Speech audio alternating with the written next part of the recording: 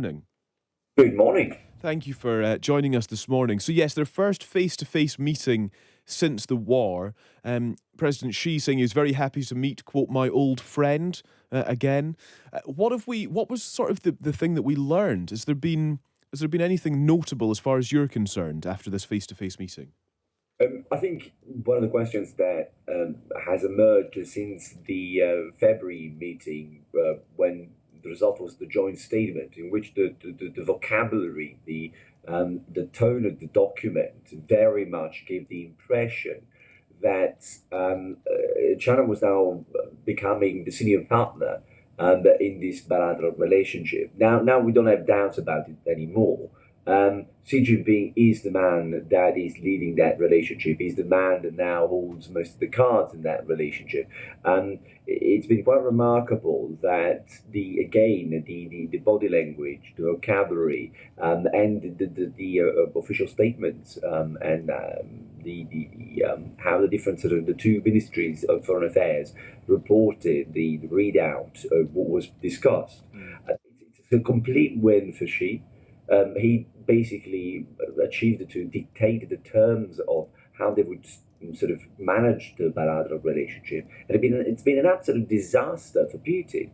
For Putin to give the idea that he's not isolated, on the world stage, has costed him the fact that he basically obtained no guarantee other than overall support, which already had happened with the joint statement in February, but had to concede pretty much everything else that she wanted from this meeting. So it's been quite remarkable, because some of the core doubts that we've had for the last few months, they've just been sort of completely erased. Now we know who is the senior partner on the bilateral relationship.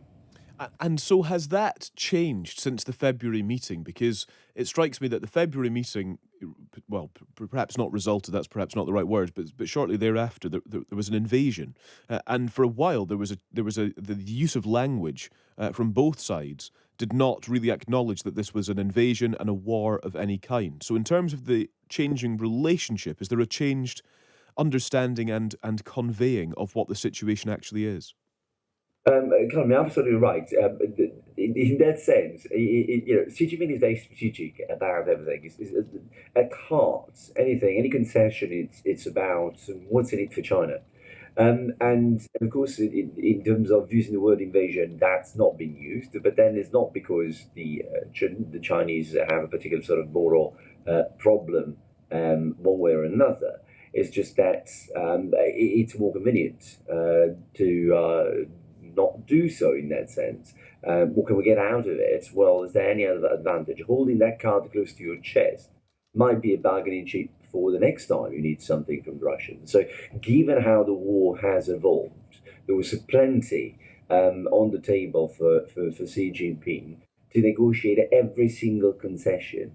This one stays still quite there, which suggests it's another bargaining chip that the Chinese have in their pockets for something else to negotiate. What's remarkable is that they talked about cooperation in areas whereby Russia has been isolated, in areas in which China has been very important to Russia. So one thing that has changed is now really Beijing is dictating the terms of what the cost of maintaining that sort of active neutrality, because at the end of the day, they are providing that broader political cover to Russian actions.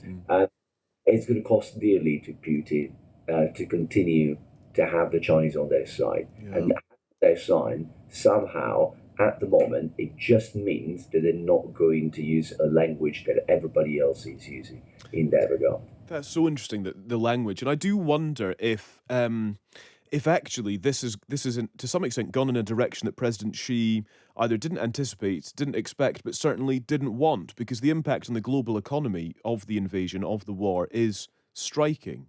There have been sanctions, of course, and I suppose the closeness of China to Russia is something for Western democracies to keep an eye on, by way of, should sanctions extend further, should the support continue? There are economic concerns here for President Xi.